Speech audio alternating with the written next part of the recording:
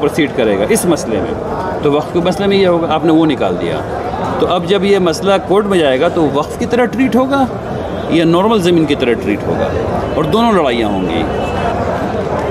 یہ کام اب یہاں پر کام سرکاروں کا ہے کہ سرکاریں جو ہیں وہ ریہیبلیٹیشن سینٹرز قائم کر رہی ہیں، اور اس طرح کے قائم کر رہی ہیں جس میں نشہ چھوٹ جائے، یعنی قائم کر رہی ہیں۔ سیکولر سوشلسٹ پارٹیاں ہیں، یہ کم سے کم یہ کلیم کرتے ہیں کہ سیکولر سوشلسٹ پارٹیاں ہیں۔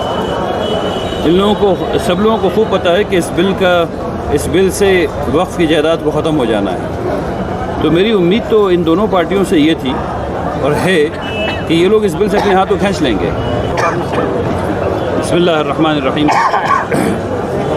امارت شریعہ اپنے ہر ڈسٹرکٹ اور بلاک گاؤں کے لیول پر جو نمائندے ہوتے ہیں ان کو جمع کرتی رہتی ہے اور ان سے بات چیت کرتی رہتی ہے تاکہ ملک کے حالات سے ان کو باخبر کرایا جائے، معاشرے کے حالات سے باخبر کرایا جائے، تعلیمی بیداری پھیلائی جائے اور معاشرے میں جو خرابی ہیں اس کو دور کیا جائے۔ یہ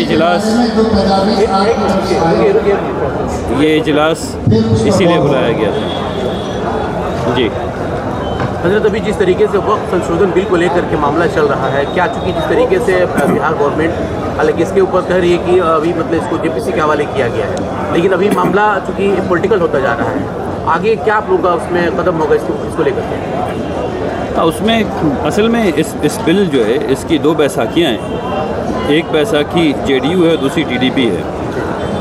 دونوں سیکولر سوشلسٹ پارٹیاں ہیں، یہ کم سے کم یہ کلیم کرتے ہیں کہ سیکولر سوشلسٹ پارٹیاں ہیں۔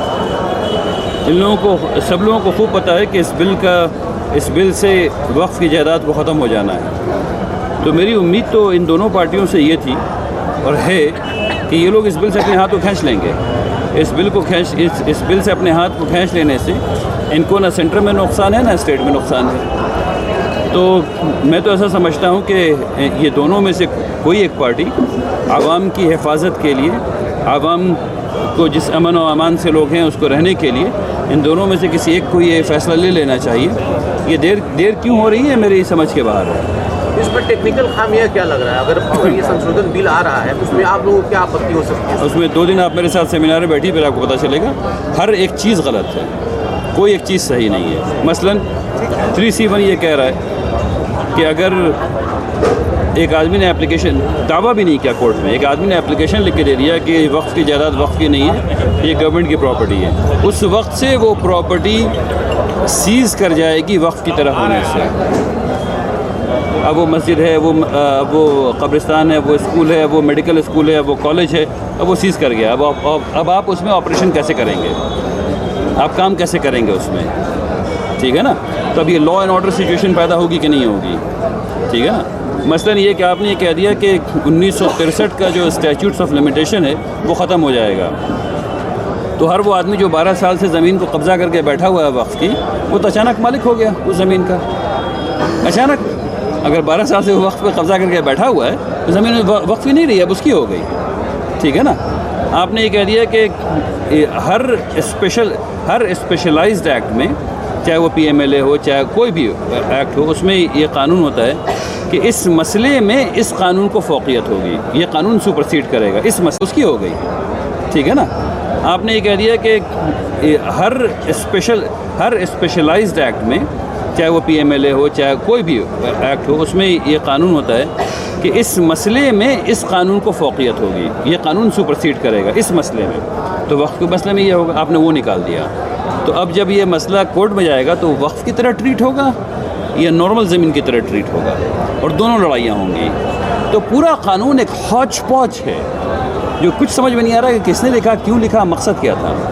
مقصد سے بات یہ سمجھ میں آئی کہ آپ صفحہ نمبر 15، آپ سب لوگوں کو دعوت دیتا ہوں پڑھ لیجیے، آپ سب لوگ پریس کے لوگ ہیں، پڑھیے صفحہ نمبر 15 جو اس میں اسٹیٹمنٹ آف آبجیکٹس لکھے ہوئے ہیں۔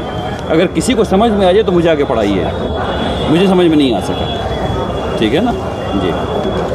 اجمیر کا جو مسئلہ ہوا ہے، اس طرح سے یاچیکا کو ایکسیپٹ کر لیا گیا، اس کو لے کر کیا کچھ کرتے ہیں؟ اس ملک کی بدقسمتی ہے، اور کیا کہیں گے۔ نشہ پہ کیا کہیں گے؟ سیمان کے جو یوتھ ہے ہماچل پردیش میں نشہ پہ آپ کی جو ٹیم ہے، آپ کی جو یہ کیا کام کر رہی ہے؟ دیکھیے، نشہ ایک کمپلیکس ٹاپک ہے۔ اس میں سب سے پہلے تو بیداری پھیلانا ہوتا ہے، تو بیداری پھیلائی جا رہی ہے۔ اس کے بعد نشہ جو ہے وہ صرف کہنے سے نہیں چھوٹتا، ماحول بنانا پڑتا ہے۔ جو آدمی اس نشے میں لگ گیا ہے اس کے ماحول کو تبدیل کرنا پڑتا ہے اگر کامیابی حاصل ہو تو۔ یہ کام اب یہاں پر کام سرکاروں کا ہے کہ سرکاریں جو ہیں وہ ریہیبلیٹیشن سینٹرز قائم کر رہی ہیں، اور اس طرح کے قائم کر رہی ہیں جس میں نشہ چھوٹ جائے، یعنی قائم کر رہی ہیں۔ تو حکومت کو یہ چاہیے کہ وہ ایسے سینٹرز قائم کرے تاکہ نشے میں جو لوگ ہیں وہ وہاں جا سکیں، ان کا نشہ چھوٹ سکے۔ لیکن جب تک کہ وہ قائم نہیں ہو رہا ہے، معاشرے کے طور پر بھی ہم لوگوں کے ماحول کو تبدیل کر سکتے ہیں۔ مثلاً یہ کہ آدمی اگر اس کمرے صرف یہ کر دینا کہ اس کو یہ سمجھا دینا کہ نشے سے پہلے اگر وہ 3 گلاس پانی اس کو پلا دیا جائے تو نشے کی خواہش جو ہے وہ کم ہو جاتی ہے، صرف یہ بات بتا دینا، اس سے بیداری پھیل جائے گی۔ اور اس کے اگر ماں باپ بھائی بہن اس کو 3 گلاس پانی پلا دیں تو ایسے ہی ہو جائے گا، یا اس کو کمرے سے باہر نہ نکلنے دیں، ٹھیک، صرف اس وقت 15 منٹ کے لیے، صرف 15 منٹ کے لیے، تو اس کے نشے کی عادت جو ہے وہ کم ہوتے ہوتے ختم کی جا سکتی ہے۔ بہت سی ڈھیر ساری چیزیں ہیں، میں اس کا ایکسپرٹ نہیں ہوں، لیکن ہم لوگ کوشش کر رہے ہیں کہ اس قسم کا ماحول پیدا کریں کہ نشہ خوری جو ہے وہ کم سے کم ہو جائے۔ حضرت ایک چیز ہے کہ مسلمان جو ہے فرقوں میں، مسلوں میں، ذات پات میں بٹے ہوئے ہیں، ابھی بہت برا دور چل رہا ہے، ایسے میں کیا مسلمان ایک پلیٹ فارم پہ آ پائیں گے اپنے وقت کے یا باقی مدارس مساجد کے حفاظت کے لیے؟ تو ہم لوگ یہ بات خوب چیخ کر کہتے ہیں کہ مسلمان بٹے ہوئے ہیں۔ پچھلے 2 سال میں آپ لوگوں نے مسلمان کو بٹا ہوا دیکھا؟ وقف کی ابھی کانفرنس جو پٹنہ میں ہوئی تھی اس میں شیعہ اور سنی اور ان دونوں کے بیچ میں جتنی جماعت ہیں سب وہاں موجود تھیں، تھی یا نہیں موجود تھی؟ آپ لوگ اس بات کو کہی کہ مسلمان اتحاد میں ہیں، کہاں بٹے ہوئے ہیں؟ ابھی یہاں پہ آپ کو